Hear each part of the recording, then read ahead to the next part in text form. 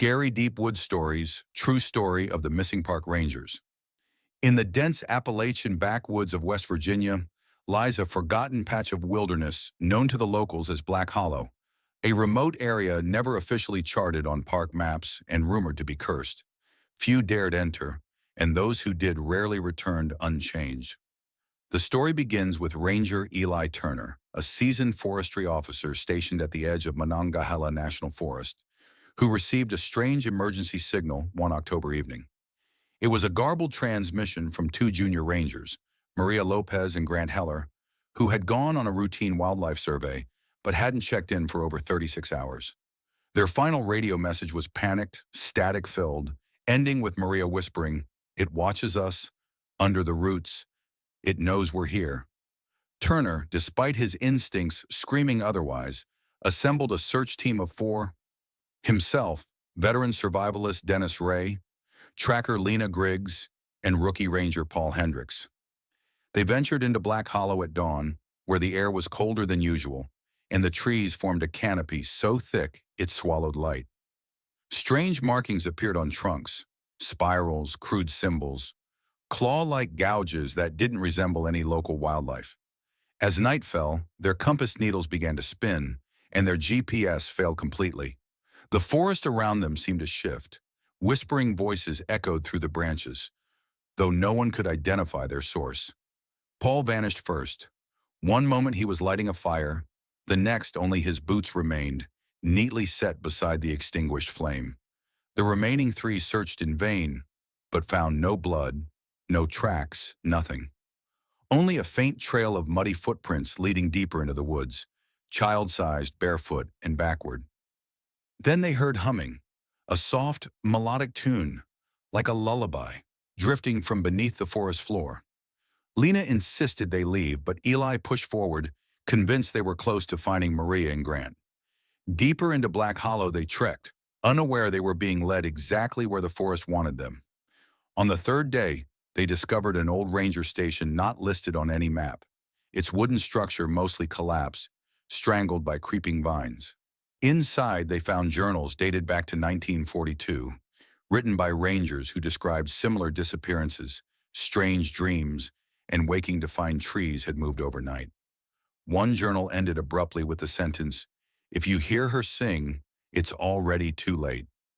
That night, Dennis swore he saw a woman crawling on all fours around their camp, her limbs impossibly long, her face covered in bark-like skin. Eli dismissed it as fear-induced hallucination, but in the morning Dennis was gone, his bedroll undisturbed, a single pine cone left in his place. Lena began to break. She spoke in fragmented sentences, muttering phrases like, "The roots are hollow," and "they drink the silence." Eli tried to remain rational, documenting everything in his logbook, but even he began to hear his name called in the voices of people long dead. His father, his ex-wife, a childhood friend who drowned decades ago. On the fifth day, they came across a pit near a tree with gnarled roots stretching like fingers into the soil. Inside were Maria and Grant, or what was left of them. Their skin was pale, eyes black and lidless, and mouths sewn shut with something that looked like vine but bled when cut. Maria's fingers twitched, and she pointed to the forest behind them. Turning around, Eli saw movement in the trees. Multiple figures, tall and thin, swaying in rhythm with the humming, now louder and almost joyful. Lena ran. Eli chased her but tripped, his flashlight rolling into the underbrush. In the dark, he felt something brush his neck, wet, cold, like breathing wood. He stumbled back to camp alone. Lena never returned. Now completely isolated, Eli realized he wasn't the hunter, but the bait. His logbook pages began filling themselves, words appearing in a language he didn't understand, diagrams of roots and tunnels beneath the earth. And every night, the humming grew louder, closer, echoing from beneath his feet. On the seventh night, he dug. He had to know. Just under the topsoil, he found carvings, faces twisted in agony, chiseled into roots that pulsed with something alive. Then a voice, not humming, but a whisper, inches from his ear. "You opened the hollow. Now it opens you." Eli Turner awoke to find soil caked under his fingernails. his hands raw and bleeding, and the unmistakable copper tang of blood in his mouth. His clothes were damp, as if he'd been crawling underground for hours, though he had no memory of doing so. Around him, the forest was silent, not just quiet, but void of life. No birds, no insects, no wind rustling the leaves. Just dead, motionless air that pressed against his skin like wet cotton. He tried to radio headquarters, but the device sputtered and released a strange, distorted sound. His own voice, played backward. Panic crept into him like frost. With Lena gone, Dennis vanished, and Maria and Grant twisted into things he could not unsee. Eli knew now that something ancient was buried in this cursed place. Something sentient, hungry, and no longer content with being forgotten. He packed what little gear he had left and began hiking west, trying to retrace his steps. But Black Hollow had changed. Paths he'd marked with ribbons were now gone. Trees had moved. The sun never rose fully, just a dim orange haze that hung low, casting warped shadows that moved in ways light should not move. Then came the children. At first, Eli thought he was hallucinating, small shapes standing just beyond the tree line, motionless. Boys and girls in outdated clothing, hair matted with leaves, eyes hollow. They did not speak. They only watched. One followed him for hours, her head tilted unnaturally to the side, mouth slightly agape like she was trying to scream, but had forgotten how. Every time Eli turned to confront her, she would vanish behind a tree. He started seeing names carved into bark. His name, over and over again, sometimes spelled backwards, sometimes followed by dates he didn't recognize. That night, he built a fire inside a hollow tree trunk, curling into himself as the woods pressed closer. He could hear the trees breathing. Not the wind, actual breath. Deep and wet and rhythmic. And then, far in the distance, that humming returned, the same lullaby, but now layered with discordant voices. Some male, some female, some not human at all. He covered his ears, but the sound was already inside his head. He dreamt of tunnels, root-lined and narrow, filled with thousands of mouths that whispered lies and memories that weren't his. He saw Lena's face, smiling before it cracked open to reveal dozens of tiny eyes blinking beneath her skin. On the morning of the 10th day, he stumbled upon a clearing. In the center stood a cabin made entirely of petrified wood, its windows boarded from the inside. Smoke drifted from the chimney, but no footsteps led to or from it. Desperate, Eli entered. The interior was colder than the forest, lit by candles that didn't melt, casting no shadows. On the walls were maps, dozens of them, all showing Black Hollow in different shapes, as if the land itself morphed over time. One map was moving. The lines shifted as he watched, creating new paths and sealing old ones. On a desk lay another journal, open to a page dated just one day before. Turner is here, the Hollow remembers. It was signed Ranger D. Ray. Eli staggered back. Dennis had written this, which meant he'd been alive recently. As Eli flipped through the journal, he read descriptions of a ritual, one that could bind the Hollow, but at a cost. It demands a name, a truth, a blood willing to be forgotten. The last page simply read, "Don't let her sing to you." That night, the girl who had followed him finally approached. She stood at the edge of the firelight, eyes reflecting not flames but endless darkness. Her mouth opened, and a melody poured forth, not hummed but sung, in a language that twisted Eli's stomach. He dropped to his knees, blood pouring from his ears. He screamed, but she only sang louder. And when he looked up, it wasn't the girl anymore. It was Lena, her mouth still moving though her throat was slit from ear to ear. He blacked out. When he woke, the cabin was gone. In its place stood a stone circle etched with symbols that pulsed red in the darkness. At the center lay his ranger badge, half buried, still warm. Eli realized then he was no longer lost. He was claimed. The forest wasn't hunting him for sport. It was preparing him for something far worse. And deep beneath Black Hollow, something ancient had opened its eyes. Eli Turner wandered without sense of time, led not by logic but by instinct. Or perhaps something darker, pulling strings beneath his skin. The stone circle remained burned into his memory, as did the girl who was no longer a girl. The song that bled through his brain like ink in water. And the truth, He wasn't leaving Black Hollow. Not truly. That realization didn't frighten him anymore. What frightened him was that part of him no longer wanted to. On the 12th night, the forest opened up into a vast sinkhole, a perfectly round void in the earth, framed by tangled roots like claws clutching its rim. It hadn't been there before. Eli knew it hadn't. Yet now it pulsed with the rhythm of a heartbeat, audible in his chest.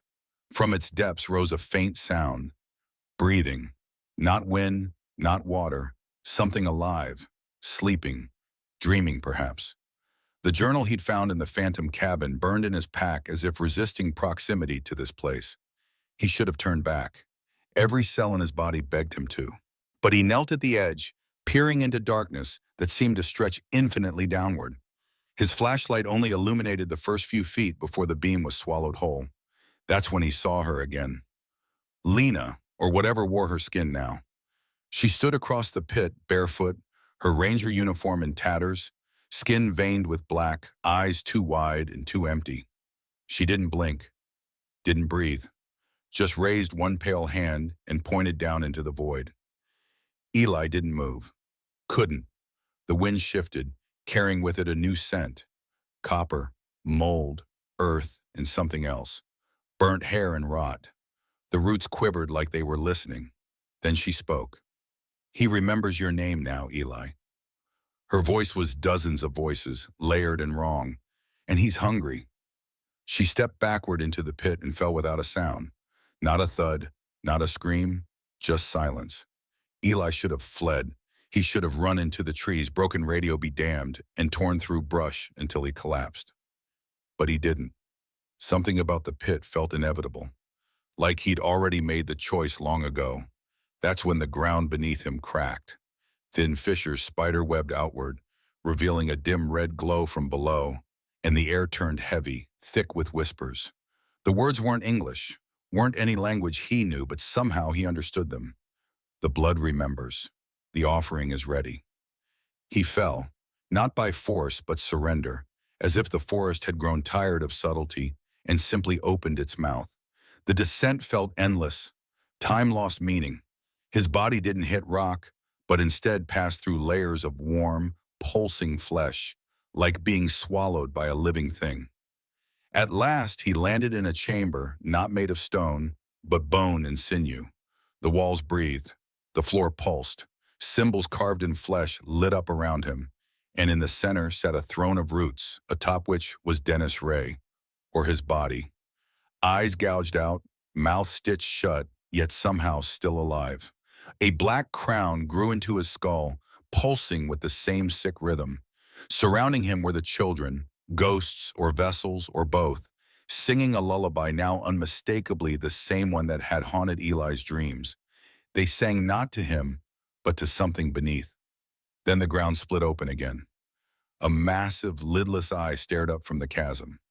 Not human, not animal. It blinked sideways, and with it came a flood of memories that weren't at Eli's.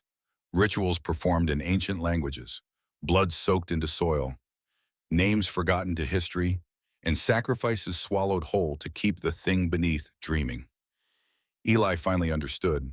The hollow was a seal, and the rangers were never protectors of nature. They were keepers of the prison. But the prison was breaking, and Eli was the last key.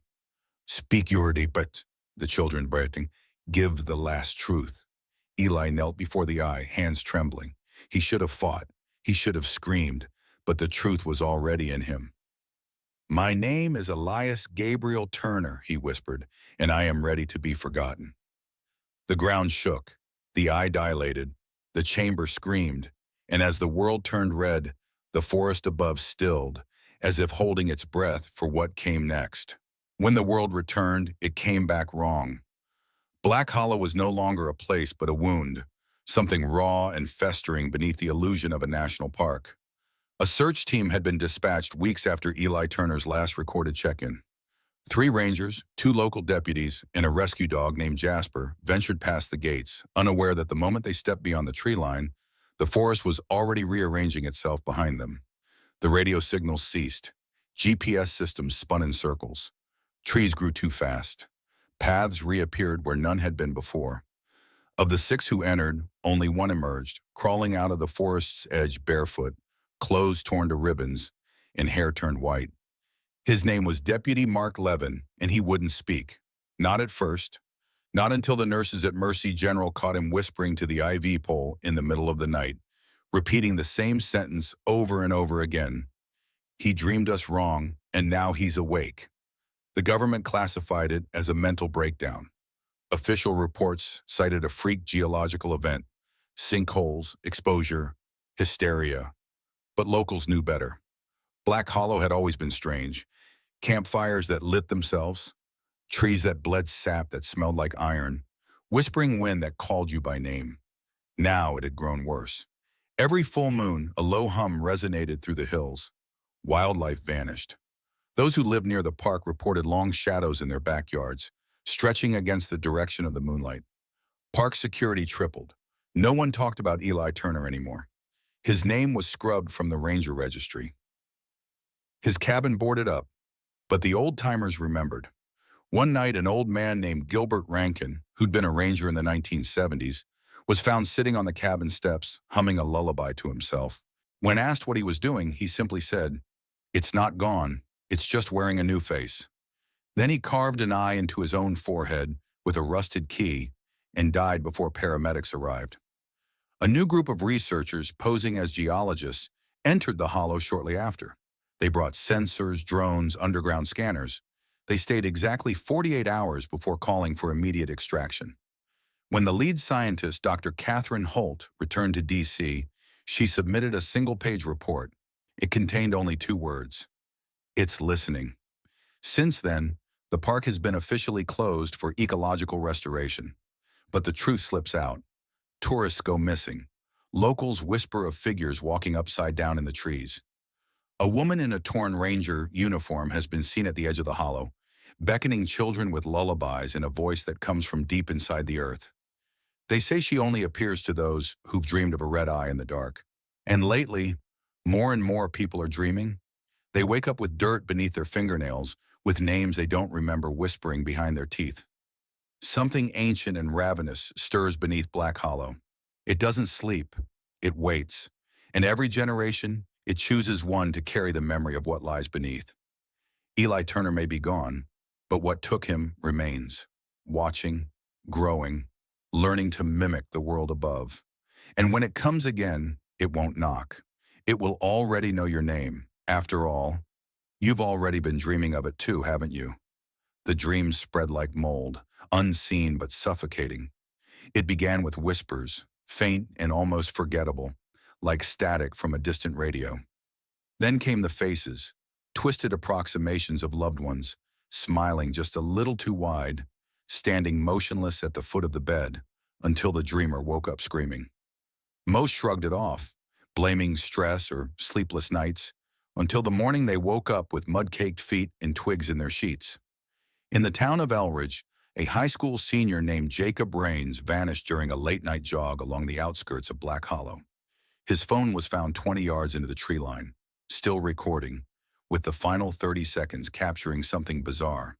Heavy breathing, a voice repeating, wrong trail, wrong trail in reverse, and a wet, slithering sound that grew louder just before the recording ended with a soft chuckle. 3 days later, Jacob's mother received a postcard in the mail. It was blank except for one sentence scrawled in shaky red ink. He found the new ranger. That same week, all the animals in the county shelter began facing north at exactly midnight, barking in unison until their throats bled and their eyes rolled back white. One dog, a golden retriever named Max, bit through the steel of its kennel and escaped. They found him 2 days later, standing on the roof of the Black Hollow Ranger Station, staring at the sky with his head tilted at an unnatural angle. He didn't blink. He didn't move. His eyes were the color of coal, and his tail thumped in perfect rhythm with the heartbeat of anyone standing nearby.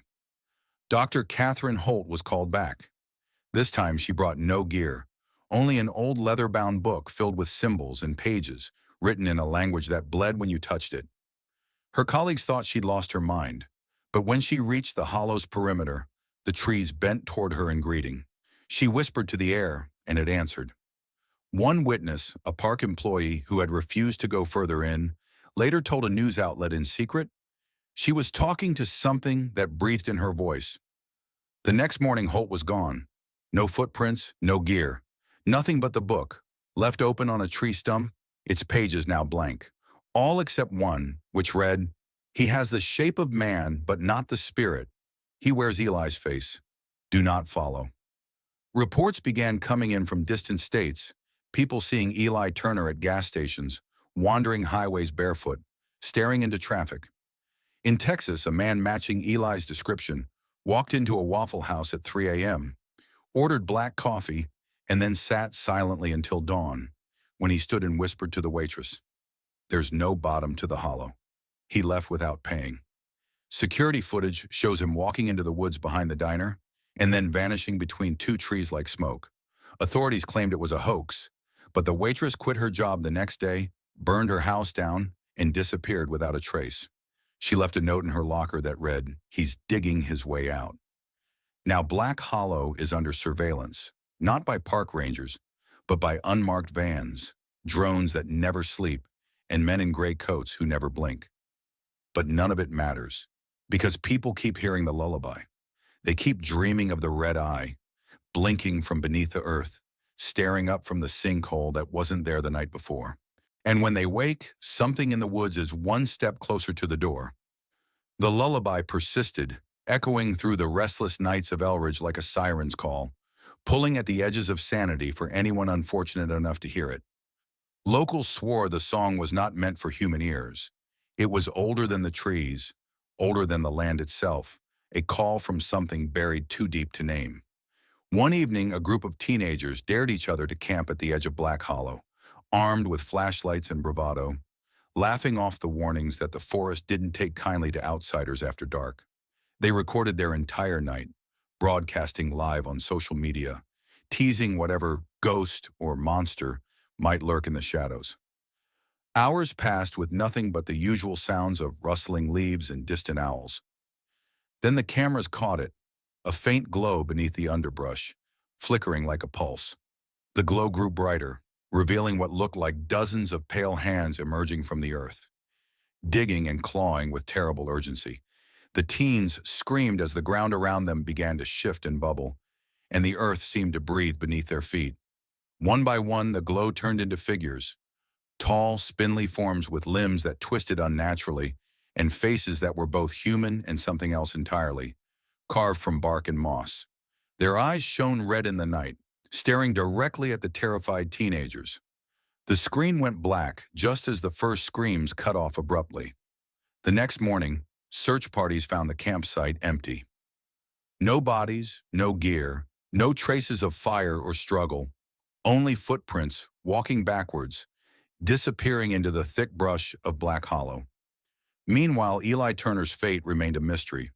Some said he was lost forever in the labyrinth of tunnels beneath the forest, his mind consumed by the ancient thing that waited beneath the roots.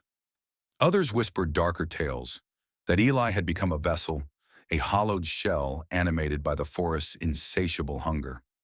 His own recorded voice sometimes played back on ranger radios, warped and distorted, repeating the warning, "Don't look into the eye. Don't listen to the song." But the most chilling development came when the townspeople noticed the trees. Every day, the forest seemed to creep closer to the edges of Elridge, roots breaking through sidewalks, branches scraping windows, and shadows stretching longer, reaching into homes. Those who lived closest to Black Hollow reported seeing figures standing silently just beyond their fences, watching, waiting. The town's mayor called for an emergency meeting, but even as the council convened, an unnatural fog rolled in, thick and suffocating, swallowing the building whole. Phones lost signal, cars stalled, and for hours nothing could be heard except the soft, persistent lullaby, echoing through the streets, through the walls, through the very bones of Elridge. And in the deepest part of Black Hollow, something ancient stirred, awakening from a long slumber, hungry for the roots in the silence, ready to claim what was promised long ago. The fog lingered over Elridge for 3 days, thickening with each passing hour until the sun became a faint memory behind the swirling gray. Phones remained dead, radios emitted only static, and the once bustling town grew eerily silent, as if the very air had been drained of life. Those brave enough to step outside found the streets transformed, sidewalks cracked open by creeping roots, and the skeletal limbs of trees reaching hungrily toward broken windows. Families barricaded themselves indoors, whispering prayers and hoping the nightmare would pass. But deep in the heart of Black Hollow, the forest was far from dormant. The thing beneath the earth had begun to rise. Its movement was slow and deliberate, an immense shifting beneath the soil, pushing aside centuries of dirt and stone to carve out a new domain in the world above. Eli Turner's name was on everyone's lips, yet no one dared speak it aloud. Rumors spread that he had become something else, a guardian or perhaps a prisoner of the ancient force now awakening beneath the roots. Local hunters reported seeing a figure walking the outskirts of the forest, tall and gaunt, face obscured by a mask of bark and moss, eyes glowing faintly with an unnatural light. Wherever this figure went, plants wilted and the earth cracked.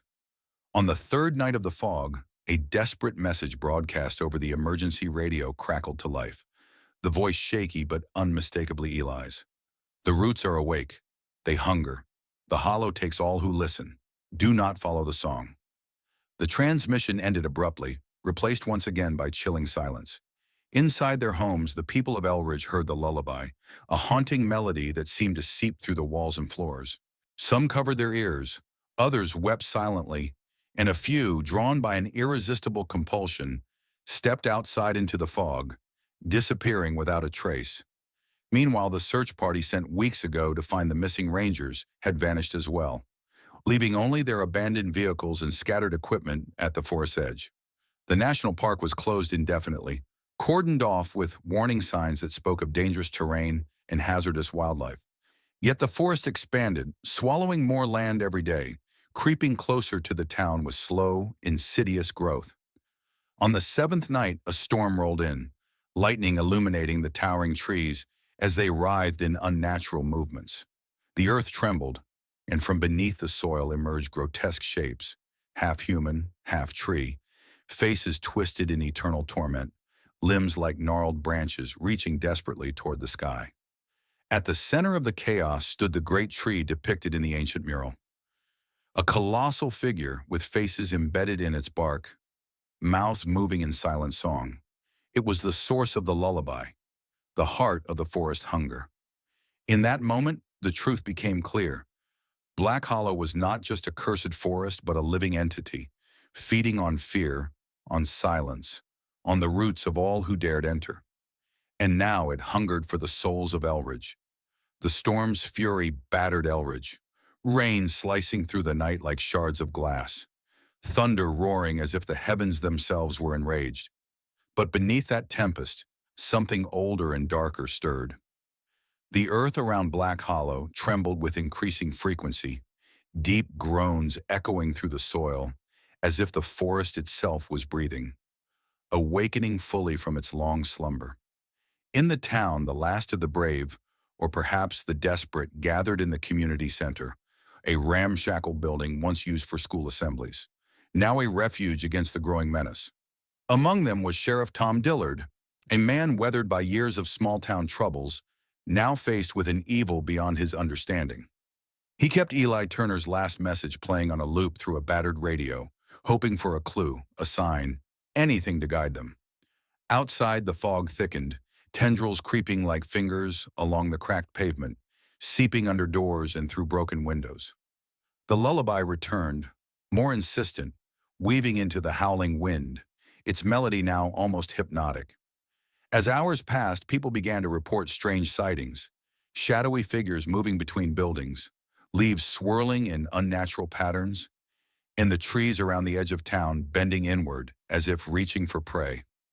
One by one, the frightened residents felt an irresistible pull toward Black Hollow, an urge to escape the confines of their fragile shelter and answer the song. Against better judgment, Tom led a small group outside, including his deputy, a local herbalist named Claire Bennett, and a teacher, Marcus, whose son had vanished days before. The moment they stepped beyond the building's threshold, the world seemed to shift. Colors drained, sounds muffled, and the forest's grip tightened like a vice. The ground beneath their feet was soft, almost sponge-like, and with every step, they felt themselves sinking deeper into an unseen trap. Claire noticed the air thickening with a sweet, almost intoxicating scent, like blooming jasmine but with an underlying bitterness that made her throat burn. They pressed forward, drawn by a distant glow emanating from the heart of Black Hollow. There, partially hidden by twisted branches, was the ancient tree, the monstrous entity Eli had described. It pulsed with dark energy, faces contorted in silent screams etched into its bark, eyes that blinked open, staring directly at the intruders. Marcus stumbled forward, his eyes glazed as he whispered, "It's calling me home." Before Tom could react, Marcus dropped to his knees, hands clutching his chest as vines burst from the ground, wrapping around him like serpents, pulling him toward the tree. Claire shouted, trying to pry the tendrils away, but they tightened their grip, drawing Marcus closer to the gaping mouths carved into the trunk. Tom fired his weapon into the mass of writhing roots, the bullets splintering wood but failing to release the teacher. Suddenly, the ground beneath them cracked open, revealing a gaping chasm filled with glowing roots and the faces of the missing rangers, their eyes empty voids, mouths sealed, but still humming the dreadful lullaby. From the darkness, a chilling voice echoed, not quite human, layered with the rustling of leaves and the crackling of dry wood. "The hollow demands its due. The roots will not rest until all are one." Panic surged through Tom and Claire as they scrambled backward, barely escaping the grasp of the forest's deadly fingers. As they fled, Tom realized the terrible truth. Black Hollow was no longer confined to its forested prison.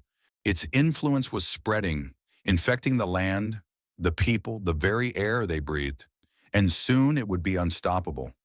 Tom and Claire stumbled from the gaping chasm, their breaths ragged, hearts pounding, as the forest's suffocating grasp seemed to loosen for just a moment. But relief was fleeting. The eerie lullaby still hummed, a haunting melody winding through the night air like a serpent ready to strike. Tom glanced back toward the chasm, the faces of the missing rangers pressed into the glowing roots, their hollow eyes pleading, their silent mouths still locked in an eternal, sinister song. The ancient tree loomed above them, its bark twisting and pulsing like a living heart, the carved faces shifting and contorting in grotesque mockery. Claire's eyes widened as she felt the weight of the forest's presence, a living, malevolent force feeding on fear and silence. She whispered urgently, "It's feeding on their souls, their memories. The hollow isn't just a place, it's a prison, a predator." Tom nodded grimly, realizing their only hope was to break the forest's hold before it consumed them all. But how? They were woefully unprepared for such a supernatural foe. The group gathered their remaining strength and pressed forward, deeper into Black Hollow's dark heart. Every step was a struggle against the shifting ground and creeping vines, which seemed to reach for their ankles and wrists. Claire's knowledge of herbs and ancient local legends became their lifeline, guiding them through the forest's deadly maze. She identified plants that resisted the hollow's corruption, flowers with sharp thorns that burned on touch and roots that seemed to push back against the dark energy. Using makeshift weapons crafted from these plants, they tried to carve a path toward the source of the corruption. Suddenly, from the shadows came a chilling cry, a child's voice, calling out for help, sweet and desperate. It was Maria's voice. Driven by hope and desperation, they followed the sound, but the deeper they went, the more distorted the voices became, morphing into a cacophony of whispers that clawed at their minds. Claire's vision blurred. Tom felt a crushing weight on his chest. They reached a clearing bathed in unnatural moonlight, where the forest floor was carpeted with pale, writhing roots. At the center stood a figure, a young girl, her skin translucent, eyes shining with an eerie glow. She was surrounded by ghostly apparitions, the lost souls of Black Hollow, forever trapped between life and death. The girl spoke, voice echoing like 1,000 whispers in unison. "You came to free us, but the hollow is eternal. To leave, you must give a part of yourself, your roots, your memories, your silence." Tom's resolve hardened. We will not be your sacrifice. But the girl's smile twisted into something sinister. Then you will join us, and the hollow will grow. The forest around them seemed to pulse violently as roots burst from the earth, encircling the group. Tom and Claire braced themselves, knowing this was only the beginning of a fight not just for their lives, but for their very souls. The roots surged up from the ground like living serpents, wrapping around Tom and Claire's ankles, tightening with an unrelenting grip that drew them closer to the glowing girl and the swirling mass of ghostly figures. Panic surged through their veins, but they fought to keep their minds clear. Tom dug his fingers into the dirt, yanking at the vines, while Claire frantically searched their surroundings for anything that could help. The forest's haunting lullaby crescendoed into a deafening roar, filling their ears and clouding their thoughts. Memories they had long buried, faces of lost loved ones, moments of failure and regret pushed to the surface, threatening to overwhelm their sanity. Tom saw his father's pleading eyes. Claire heard her sister's voice begging her to run. The girl's laughter echoed above it all, a chilling melody that seemed to feed on their torment. "Give yourself to the hollow," she whispered. "Let go of your pain, your fear. Become one with us." Desperation sparked within Claire, and she remembered the small pouch of crushed herbs she had tucked into her belt, remnants of the rare plants that resisted the forest's dark power. She grabbed Tom's hand and pulled him toward a faint light flickering through the trees, a makeshift shrine covered in dried flowers and protective symbols, left by previous victims or perhaps hopeful rescuers. With trembling hands, Claire scattered the herbs into the roots coiling around their legs. The reaction was immediate. The roots recoiled, shrieking with a sound that was both plant and human, an otherworldly scream that tore through the stillness.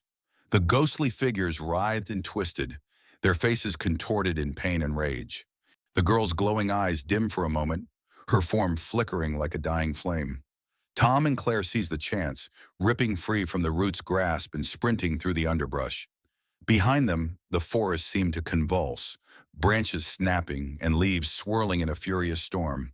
But as they ran, the lullaby returned, softer but no less sinister, promising that the hollow's hunger was not yet sated. Exhausted and shaken, they stumbled onto a narrow path leading out of Black Hollow, the oppressive darkness giving way to the faint glow of dawn. Yet even as the sun's first rays pierced the canopy, Tom knew that the forest's curse had marked them. The thing beneath Black Hollow was not just a legend, it was a living nightmare, and their escape was only temporary. Somewhere, deep beneath the earth, the roots were still growing, waiting patiently for the next souls to feed upon. Days had slipped by since Tom and Claire fled the suffocating clutches of Black Hollow, but the nightmare they barely escaped had not loosened its grip. Their minds were no longer their own. Each moment was haunted by creeping shadows and whispered voices that crawled beneath their skin. Sleep became an elusive ghost, replaced by restless nights filled with horrific dreams that replayed the horrors of the forest. In those dreams, roots coiled like serpents around their limbs, tightening with every breath until they struggled for air. The voices, they knew them intimately, soft, urgent, chanting names in a language older than time itself. Friends noticed the change immediately. Claire's once vibrant eyes had dulled to a glassy, vacant stare, while Tom's hands shook constantly, betraying the anxiety clawing at his soul.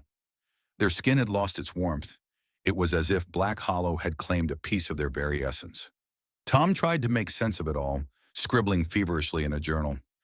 Yet the words resisted him, letters warping and twisting into strange symbols that writhed across the pages like living creatures, impossible to decipher, but unmistakably sinister. The journal's pages whispered secrets that chilled his blood, secrets he wished he had never uncovered. One stormy night, Claire awoke abruptly, drenched in sweat. Her bedroom walls, once solid and familiar, now wept thick, dark sap that oozed slowly through cracks in the plaster. The smell of earth and decay filled the air. As panic surged through her, the floor beneath her began to creak and splinter, revealing a yawning chasm lined with pulsating roots that shimmered with the same eerie green glow she had seen in Black Hollow. From the depths came a voice, soft, melodic, yet dripping with malevolence. It sang a lullaby of ancient grief and hunger, whispering, "The roots remember. The hollow never forgets." Tom was there in an instant, trying to pull her back, but the forest tendrils were reaching beyond the woods, claiming ground inside their home. Desperation drove them to seek answers in forgotten tomes and ancient myths. They uncovered legends of a druidic circle, a secret sect of guardians who had tried centuries ago to imprison the thing beneath the hollow, using sacred rites and powerful talismans forged from ironwood and blessed with blood. Armed with this knowledge, Tom and Claire prepared for the final battle, crafting charms and reciting invocations meant to repel the creeping darkness. But with every passing moment, the boundary between waking and nightmare blurred further. Their reflections in mirrors twisted into grotesque parodies of themselves, and the walls seemed to pulse as if breathing. The thing beneath Black Hollow was stirring, waking from its long slumber, and its hunger was insatiable. As they braced for the inevitable, Tom felt the chilling truth. This was not a battle for survival, but for their very souls. The night air was thick with an unnatural stillness as Tom and Claire returned to the outskirts of Black Hollow, clutching their talismans and clutching fragments of hope like fragile lifelines. The forest loomed before them like a living beast, its twisted limbs stretching skyward as if eager to ensnare any who dared approach. Every step they took was weighted with dread, the ground beneath their boots soft and damp, pulsing faintly as if alive. The trees seemed to watch, their gnarled faces carved by centuries of secrets, their hollow eyes following the intruders with silent judgment. As they ventured deeper, the familiar lullaby returned, a haunting melody that seeped into their bones, calling them toward the heart of the hollow where the ancient evil waited. Shadows danced between the trees, shapes half seen and impossible to ignore. Suddenly, the earth trembled beneath their feet, and from the darkness emerged twisted figures, part human, part tree, their limbs elongated and bark-covered, eyes glowing with malevolent green fire. The thing beneath Black Hollow was no longer confined to legend. It was manifesting, spreading its roots through flesh and bone alike. Tom raised the talisman, chanting the ancient incantations with shaking breath, the words cracking through the stillness like thunder. Claire followed, her voice joining his in a desperate chorus that seemed to push back the advancing darkness. The creatures recoiled, their howls merging with the song of the forest, creating a discordant symphony of rage and pain. Yet the forest fought back with cunning ferocity.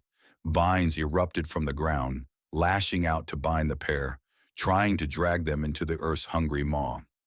Claire struggled fiercely, her nails digging into the cold bark that clung to her skin like a second layer, while Tom hacked at the tendrils with a crude blade, sparks flying as iron met root. Amid the chaos, a great tree at the center of the clearing pulsed with malevolent life, its trunk writhing as countless faces emerged from its bark, twisted visages frozen in eternal torment, their mouths sewn shut yet whispering secrets no human ear was meant to hear. Tom realized this was the heart of the hollow, the source of the evil that had consumed so many before them. Summoning all his strength, he plunged the talisman into the tree's bark, a burst of searing light erupting from the point of contact. The forest screamed, a terrible, earth-shaking wail, as roots writhed and cracked, the twisted figures faltering, their forms dissolving into dust. The lullaby fractured, replaced by silence so profound it pressed against their eardrums. For a brief moment, the hollow seemed to retreat, its breath held an uneasy truce. But as Tom and Claire collapsed, exhausted and battered, they knew the battle was far from over. The thing beneath Black Hollow had been wounded, but it was not defeated. Somewhere in the shadows, its whispers promised a return, a time when the roots would rise again, and the forest would claim what was lost. Tom and Claire lay among the shattered remnants of the cursed clearing, their bodies bruised and broken, but their spirits unyielding. The first light of dawn filtered weakly through the dense canopy, casting long, trembling shadows across the forest floor. The air was heavy with the scent of damp earth and scorched bark, and the oppressive silence felt almost sacred after the night's chaos. Slowly they rose, supporting each other as they stumbled away from the heart of Black Hollow. The monstrous tree, the source of the ancient evil, was now nothing more than a charred stump, its malevolent faces erased by the talisman's light. Yet the forest around them remained eerily still, as if holding its breath in mourning or waiting. The lullaby was gone, replaced by the distant call of birds and the whisper of a gentle breeze. For the first time in weeks, the woods seemed ordinary, almost benign. But Tom and Claire knew better. They understood that Black Hollow was not just a place on a map, it was a living nightmare, a wound in the fabric of reality that could never truly be healed. As they emerged from the woods, the sun rose higher, illuminating the world beyond the forest's edge. Civilization, safety, life. They looked back once more, seeing the trees sway softly, their branches creaking like whispered warnings. The forest had been pushed back, its grip loosened, but it still lived, biding its time beneath the surface. Tom closed his eyes and whispered a vow, to warn others, to keep the stories alive, to never forget those who had vanished without a trace. Claire nodded, knowing that the scars left by Black Hollow ran deeper than any wound visible to the eye. They returned to the world changed, haunted, wiser, burdened with a secret that could not be shared lightly. Black Hollow would remain a place of dark legend, a warning whispered by those who dared to remember. And somewhere, deep beneath the roots and soil, the thing waited patiently for the day it could rise again. But for now its power was broken. For now the night was silent,